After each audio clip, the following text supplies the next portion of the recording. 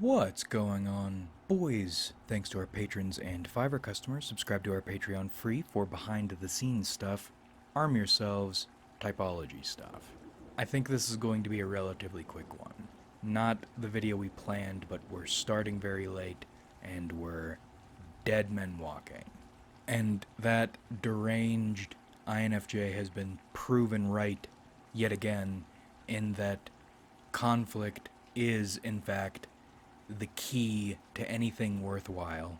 Months ago, this fucking cocksucker tried to tell me Tony Soprano is not just not an FI inferior, but specifically an ESTP. And that was so frustratingly stupid. I needed to figure something out. If the traditional explanations and expectations of understanding typology didn't work, what else can we do? Both to prove the fucking cocksucker wrong and to make differentiating these types easier. And I think I've found the easiest way to differentiate EJs and EPs. And to a lesser extent, this is going to apply to IJs and IPs. Now, that realizing TI is an identity function thing changed the game. Because now we aren't, or when we're evaluating types, we are not just looking for which judging functions are where. We also know to look for where an identity is in a stack, in a person, in a type. Perceivers, including perceivers you think would not have a clear idea of who they are, what their identity is, like ESTPs, do, in fact, have good ideas of who they are. Even the most hating analyzing themselves or changing their actions ESTPs know who they are, because TI is their auxiliary function. Or in other words, their identity is close to the front. And we need to make an important distinction here. Having an idea, a solid grasp on who you are and what you are, has nothing to do with doing anything about it, doing anything productive about it, or changing it all. In fact, I think the opposite is going to be most likely with EPs and IPs. Anyone with their introverted judging function, their identity function, closer to the front. Because their identity, as it is a tool for them. Meaning, it's because they have such a strong grasp on it, they won't want to change. It's solid. It's cemented. And in my experience, when you're trying to type someone, you look for their weaknesses. So you aren't going to find identity weaknesses in perceivers. And again, I think that's hard for people to wrap their minds around, because if they see something and they don't like it, they're going to assume their distaste for it means it's a weakness. And it's not. It's something you don't like. Now, specifically for EPs, their weakness is going to be what to do with themselves. They know who they are, that's not the problem, it's what to do with who they are, especially in the long term. They don't need to figure themselves out, they need to figure out what they're going to do. And with EPs, that's a weakness. With EJs, people with their identity functions in the very back, it's the opposite. They're going to have what they're doing and how to operate locked down. They know how to operate, they know how to work the world. Their extroverted judging functions are toward the front, or at the front if we're talking about EJ specifically.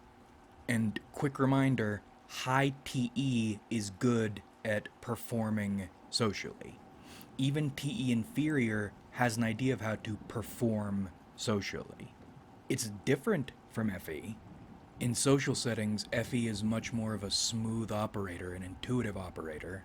because it's working on the fly according to other people's emotions, the signals they are emitting.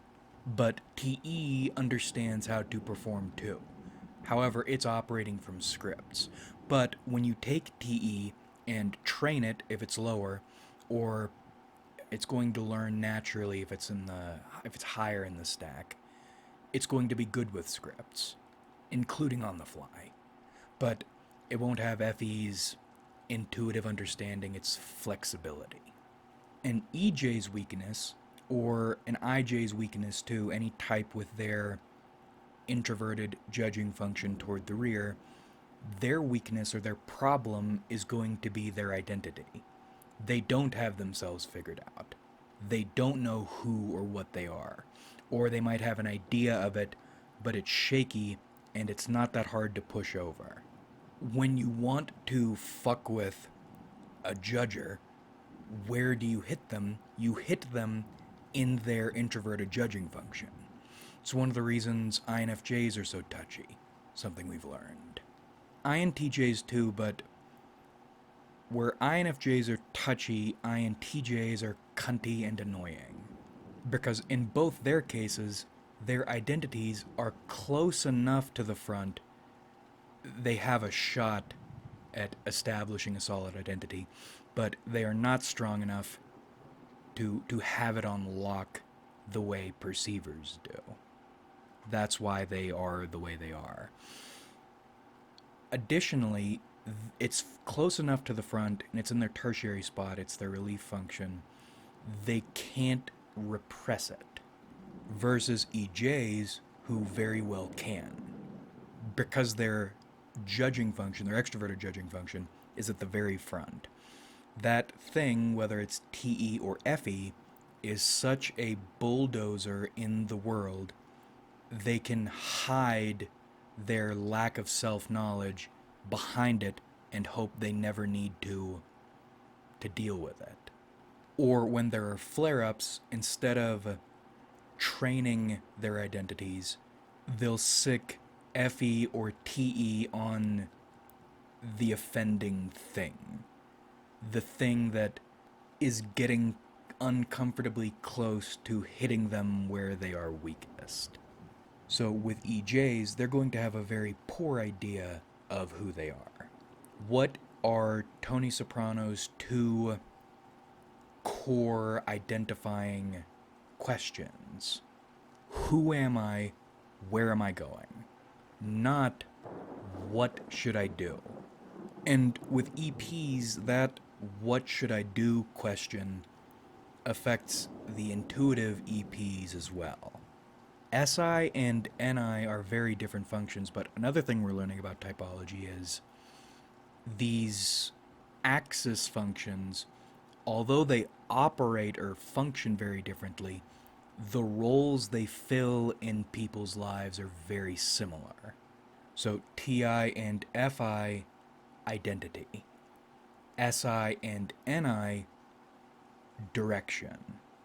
And not just, literal direction where you're going, but how you fit into everything, where you should be in everything. Why are EPs all over the place?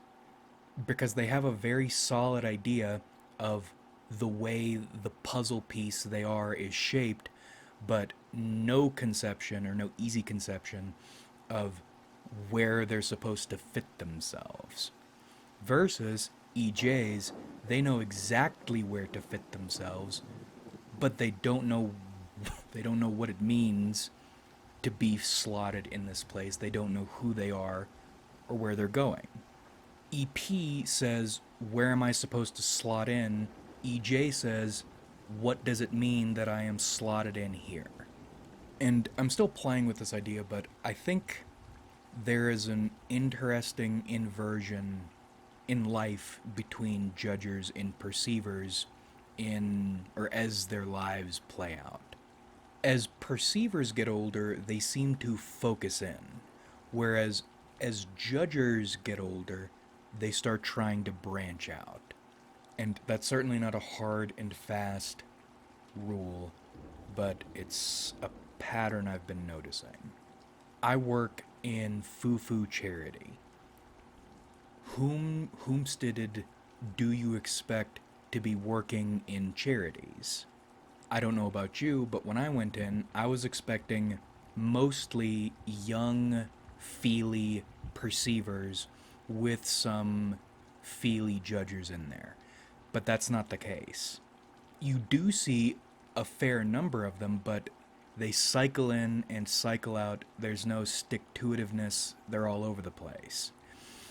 The people who get into charity and stick with it, in my experience, are older TE judgers.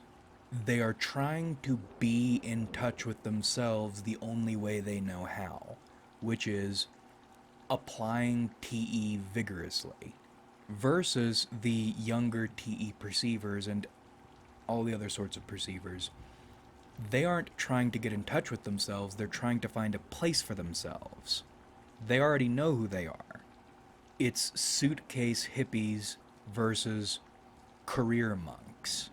And my curiosity in all this about ENFJs is growing. They're very tricky. I think some of the potentially highest impact types in existence, but for some reason in my life they are elusive. And but between studying INFJs and ENTJs and the more auxiliary stuff we learn, like the TI being an identity function thing, or now this deepening our understandings of EJs versus EPs in the ways they deal with identity, we are triangulating what an ENFJ's soul might look like without really dealing with them directly. And I am very curious. But anyway, to prevent this going on too long, you get the idea. EP knows very well what it is, but doesn't know where to put itself. EJ knows exactly where to put itself, but doesn't know what it is or what it means to be. And there is a distinction between you're not liking something and something's being a weakness. Like if you enjoyed, subscribe if you haven't.